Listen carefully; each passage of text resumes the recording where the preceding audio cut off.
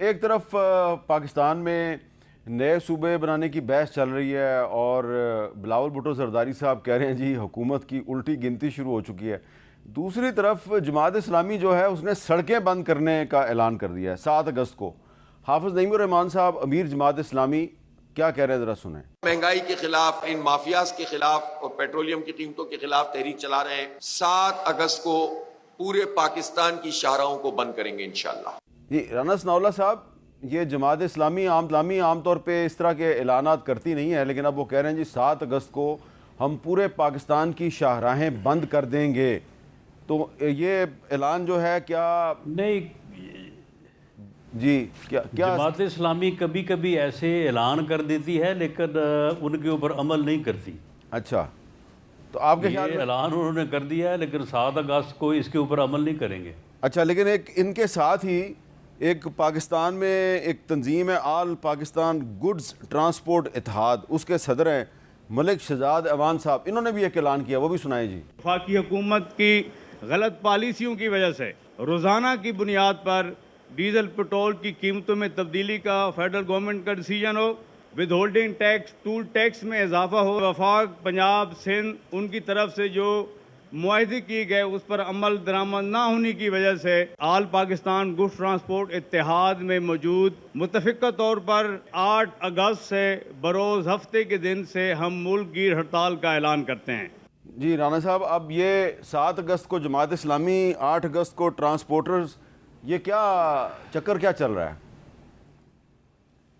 मेरा ख्याल है कि ये गुड्स एसोसिएशन जो है इसको मुतल्लिका लोगों को और सूबाई हुकूमतों को जो है वो इंगेज करना चाहिए और इस बारे में इनके साथ बैठ के जिस हद तक इनको अकोमोडेट किया जा सकता है और इनके मामलात को रिजॉल्व किया जा सकता है रिजॉल्व करने चाहिए। कुछ इनकी शिकायत ऐसी हैं कि जो रिजॉल्व हो सकती हैं और वो वाकई उसमें जस्टिफाइड है। ठीक है। अच्छा पल्लव शाह साहबा, ये बताएं, आप 7 अगस्त को जमात इस्लामी की जो सड़कें बंद करने की कॉल है उसकी हमायत करते हैं? नहीं, देखिए मुझे नहीं पता जमात इस्लामी कर भी पाएगी कि नहीं। आज तक तो मैंने नहीं कोई ऐसा खातिर खा कोई नतीजा देखा उनके ऐलानात का। लेकिन बहरहाल ये एक मसला है कि रोज़ाना की बुनियाद पे जो फार्मूला है इस पे लोगों को बड़े एतराज़ात हैं और आज तो वैसे भी तेल की कीमतें आलमी तौर पर गिर गई हैं, काफ़ी उसमें कमी आई है। तो ये रोज़ाना की बुनियाद वाला जो है ये तो ज़ाहिर स्पेकुलेशन और कोई इसको उस पर जैसे मर्ज़ी कराए ले, रोज़ कौन कराए चेंज करता है। लिहाजा ये उनकी इस बात में दम है, इस पर वज़ीर आज़म साहब गौर फरमा लें।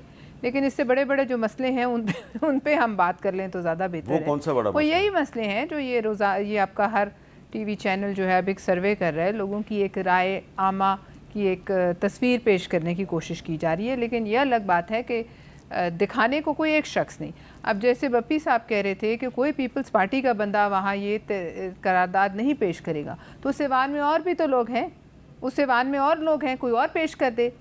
लेकिन आपने आज देखा कि across the divide, Asad Umar साहब की भी मैंने बयान सुना जिन्होंने कहा कि हर सिंधी इसके लिए लड़ेगा, कोई इसको एग्री नहीं करेगा। लिहाजा आपको यहाँ बैठकर किसी और सूबे के सेंटिमेंट्स और उनकी जो धरती है, जो पाकिस्तान की धरती है और जो वहाँ के रिहायशी हैं, उन पर मुसल्लत आप नहीं कर सकते कि आप एक छुरी लेके उनकी काट पीट कर देंगे।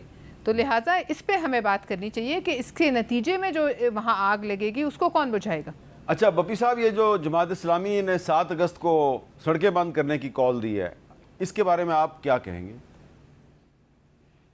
मीर साहब, ये मेरा टॉपिक तो नहीं है, ऑब्वियसली मैं उनका स्पोक्स पर्सन नहीं हूँ, अनचार्टेड टेरिटरी है। लेकिन एक चीज़ बताऊँ, जमात इस्लामी हो, ऑल पाकिस्तान गुड्स वाले हों, इन तमाम चीज़ों में एक कम अज़ कम चीज़ हमें कॉमन नज़र आती है, वो है इस गवर्नमेंट की नाअहली।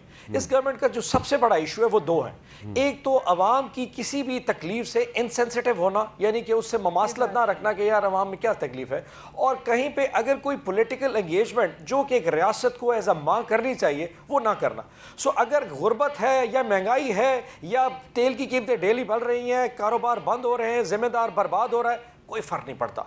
और अगर कहीं पे इनकी एंगेजमेंट चाहिए कि कश्मीर में मामला है, पॉलिटिकल गवर्नमेंट इन्वॉल्व हो चाहिए, बलोचिस्तान के मामला के लिए शहबाज शरीफ साहब को कुछ करना चाहिए, खैबर पख्तूनख्वा में आपको सुहेल अफरीदी से बात करनी चाहिए, तो यहाँ पे जो पंजाब के अंदर लॉ एंड ऑर्डर की सिचुएशन बनती जा रही है, जहाँ पे महंगाई के मामला हैं, गंदम के इश्यूज है, दे डोंट फील इनसेंसिटिव कि हमें इसको हैंडल करना चाहिए, बिकॉज वो समझते हैं कि इनकी हैंडलिंग से चीज़ें शायद और ख़राब हो जाएंगी। देखिए, जब आप आवाम का मैंडेट ना लेके आए हो तो हर चीज़ आसान लगती है और हर मसले का हल फिर आप एक ही तरफ देखना शुरू कर देते हैं कि जब वहाँ से इशारा आएगा तो फिर देखेंगे, अदरवाइज वो खुद हैंडल करेंगे। ये जो मोहसिन नकवी साहब की जो स्टेटमेंट थी, अगर आप उसका बैकग्राउंड देखें, मैं उसका वो स्पोक्स पर्सन नहीं हूँ, पर एक चीज़ नज़र आती है कि मुझे लगता है कि शायद अब अरबाब इक़्तिदार इनका एक्सेस लगेज, ये जो बोझ है, वो भी उठा उठा के थक गए। यानी कि लाए तो थे लेकिन नाअहल ऐसे अरबाब इख्तियार, एक मिनट वक्त आ गया, एक मिनट बप्पी साहब, ये जो एक्सेस लगेज है वो अरबाब इख्तियार में तो वो खुद भी शामिल हैं और मोहसिन नकवी साहब खुद भी वज़ीर दाखिला हैं, वो अरबाब इख्तियार नहीं है, तो उन्होंने क्या पता जी अगले निज़ाम में भी कहीं शामिल हो, क्या पता जी। इस पर तो अबराना साहब आप ही बताएं, ये अरबाब इख्तियार का क्या मतलब है कि बप्पी साहब को लग रहा है कि जी कोई आपका बोझ उठा के थक गया है तो वो अब उतारना चाहता है बोझ, और मोहसिन नकवी अगले सेटअप में भी शामिल होगा, और उनसे बप्पी साहब की जो हमदर्दी है वो तो जो है वो लायक दीद है।